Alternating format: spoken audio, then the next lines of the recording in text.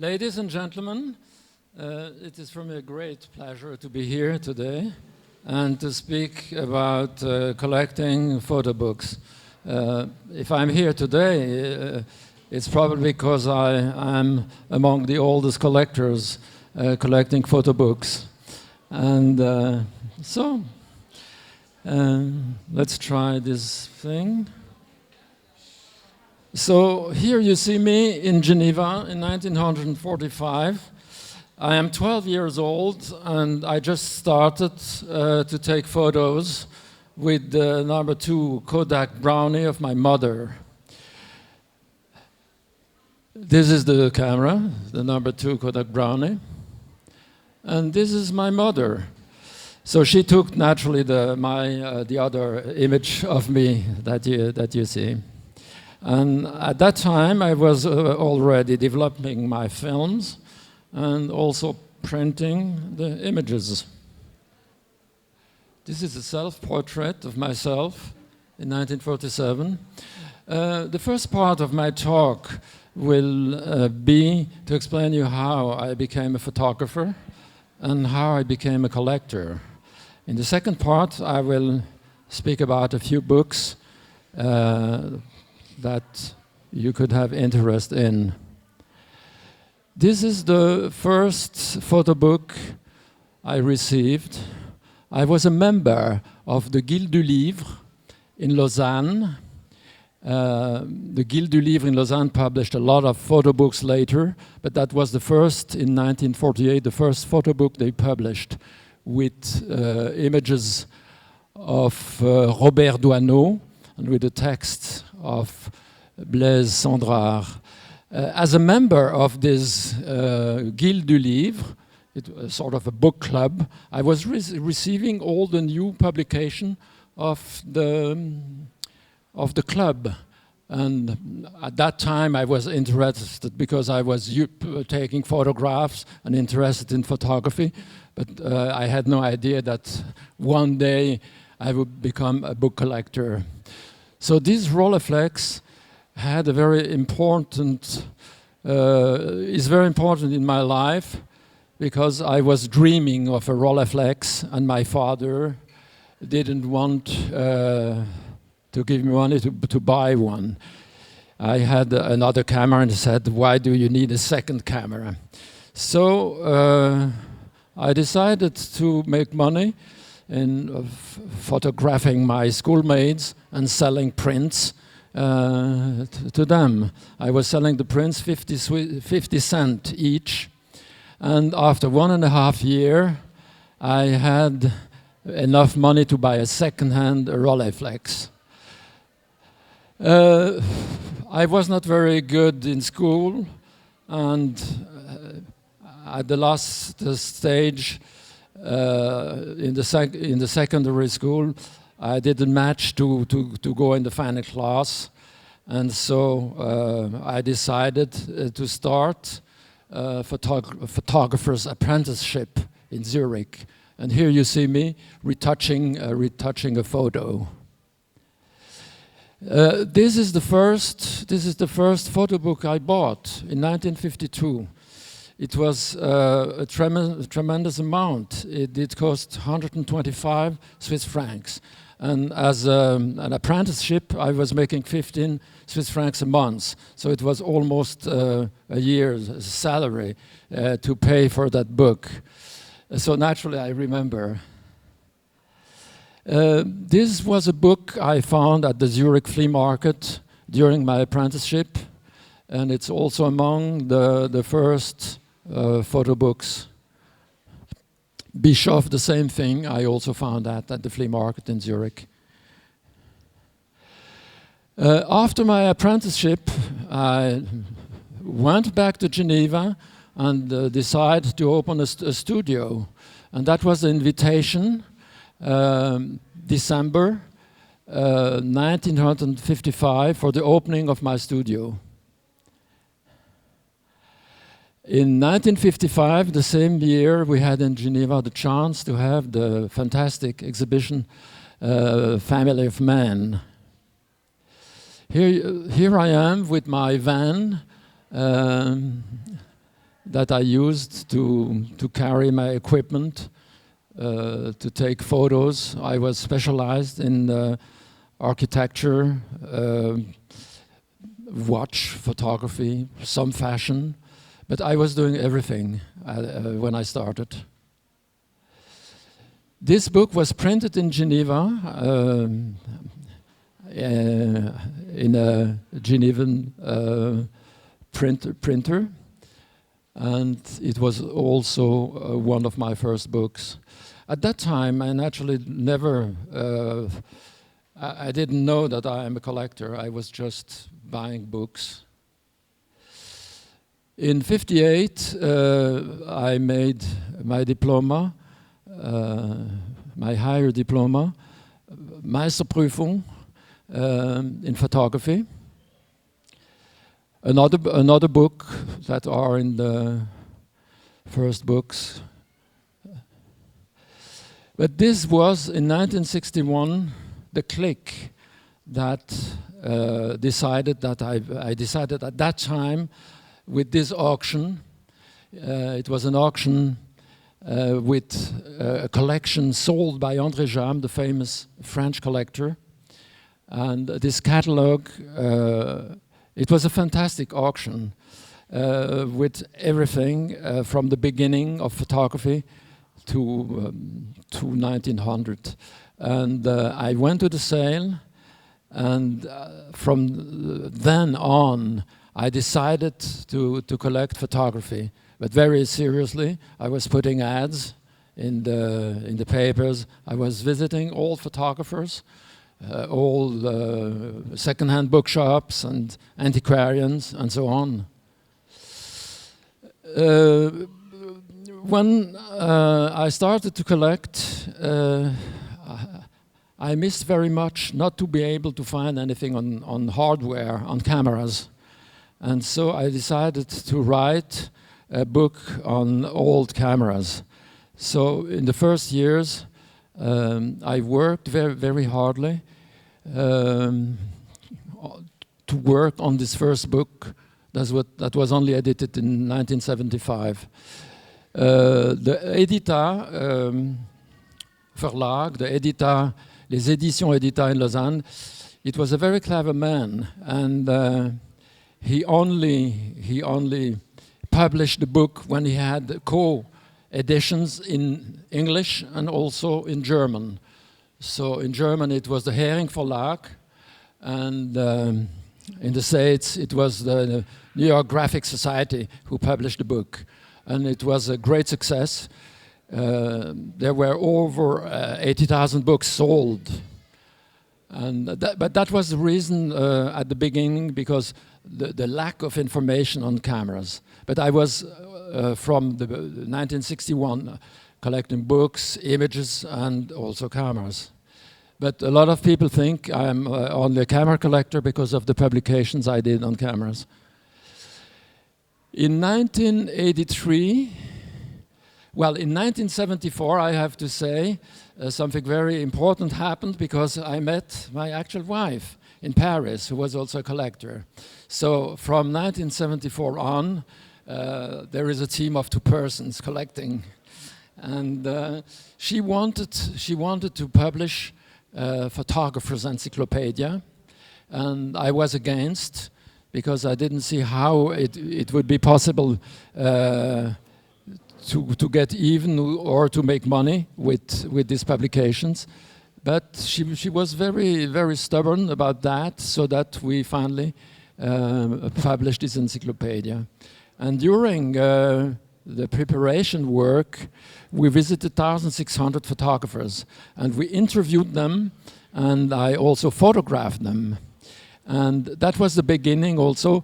At the beginning, we were 19th century collectors, but with this encyclopedia, it was very difficult to do something that would stop around 1900. So we decided the encyclopedia would start with the invention of photography and go to nowadays.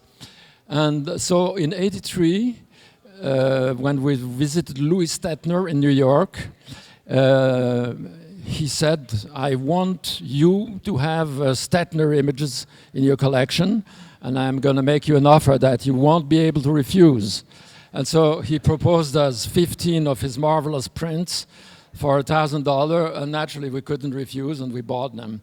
So since 1903, we also collect today's and contemporary photography.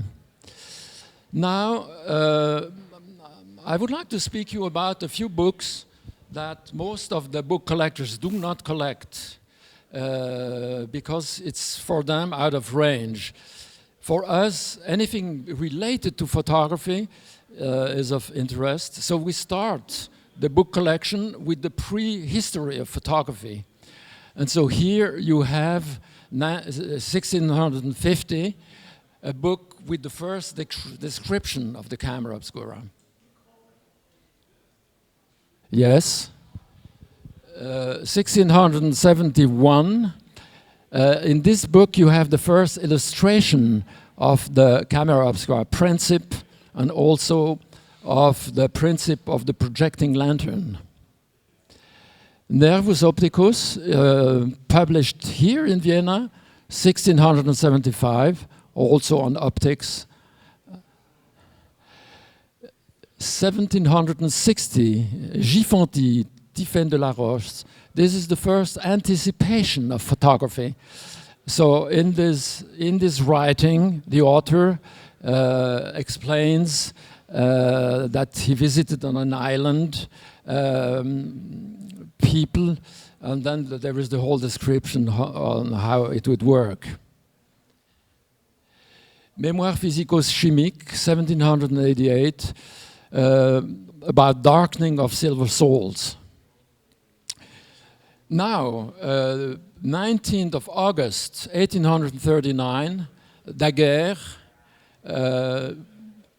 speaks about the daguerreotype, and the French government buys the license from Daguerre to give it to the world. So this is the first photo book.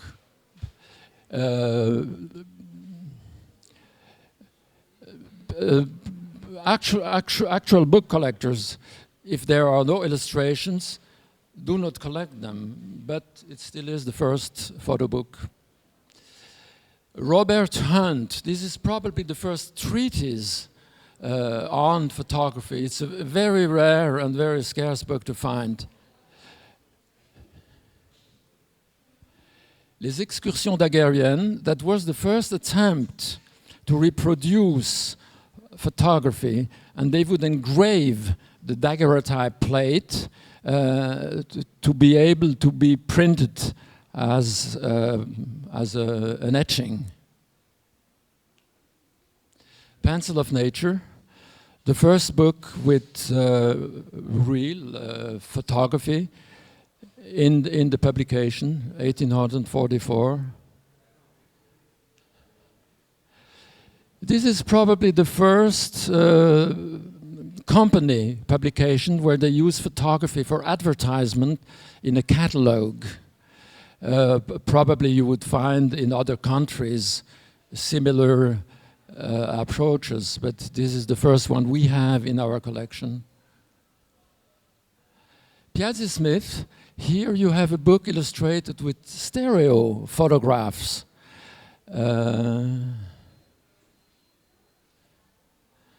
Francis Fripp, again illustrated with stereoscopic photographers.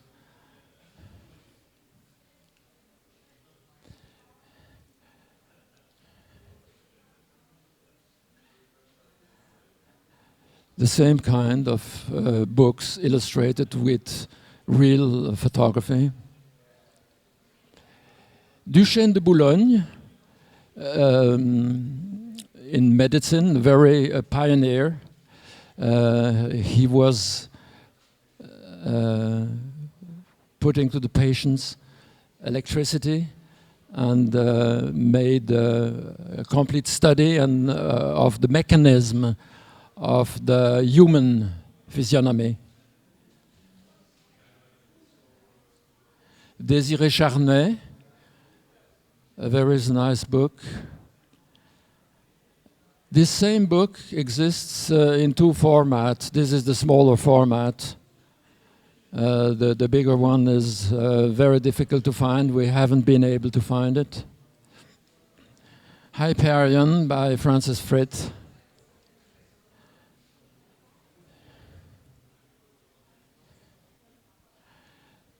A French example of a nice book illustrated with photography.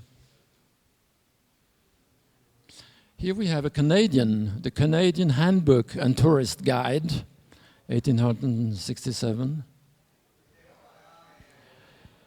The Moon, photographs taken at the Lick Observatory in the States, but published in London. Sun pictures of Rocky Mountain scenery. And the train on the bridge is to test the bridge just after it had been constructed. Paris brûle in 1871 during the war. Paris is burning and destructed, and so they published this very nice little book with illustrations of the disaster of the war. This is one of the first books published in Cuba about the war in 1872. A very nice book by John Thompson, Street Life in London. And with this book, the difference is that this is illustrated with a lot of scenes, with people, with merchants. All the illustrated books shown before are really still photography, and you very seldom have somebody on the picture. And here, it's really the life with the inhabitants of London. The Yellowstone National Park. Etienne Jules Marais, The Movement. Marais is a very important person in the discovery of cinema and the animated picture, like My Bridge. A very nice Art Nouveau coverture with images on music and the gestural and the sentiments. Louis Bouton, the first underwater photography, one of the first underwater photography, and it's the first book written on underwater photography.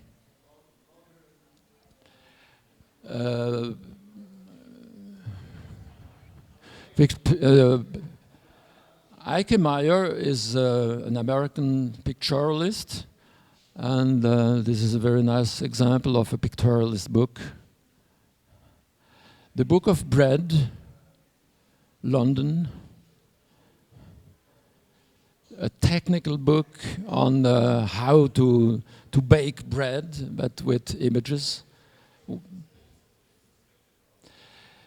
This is probably one of the first publications on color photography, because at that time, before 1908, color photography was only be able to be done by trichrome, by the trichrome process, taking three separation negatives through the three filters: green, red, and blue.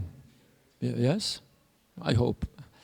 In 1908, the first Lumière autochrome plates appeared on the market. So from 1908, every amateur photographer could put in his normal camera an autochrome plate and make color photography. But before, it was rather difficult. Aha, no image. Sorry, I don't know what's happening. Let me go back to this.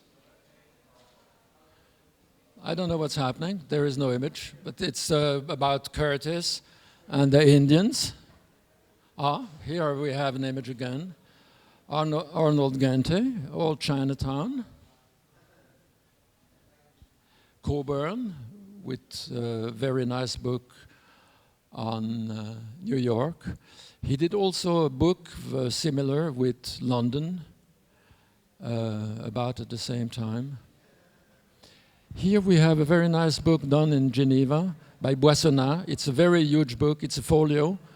It's 50 centimeter high, and it was done on different papers with different, and it's photogravure, but it's flat photogravure. It's very well done. Coburn, The Cloud, with images in platinum, with platinum prints. The beginning of modernism with this Fotodinamismo Futurista by Anton Julio Bragaglia. Now we are in 1923, Alexander Rodchenko with this very nice publication, Pro Eto. And this is one of the nicest books on Paris by Moivert, 1931. And now that is the last book I will show you. Because afterwards we enter the period where everybody is collecting books. And so I thought the idea was just to show you a few books that you might not know.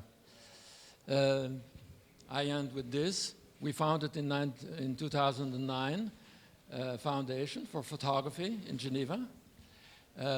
You have a view of the outside of the building and the inside, where we have a small gallery. And you're all, if you come to Geneva or near Geneva, you're all welcome to visit us. And if you have questions, I would be very happy to speak about it. Thank you.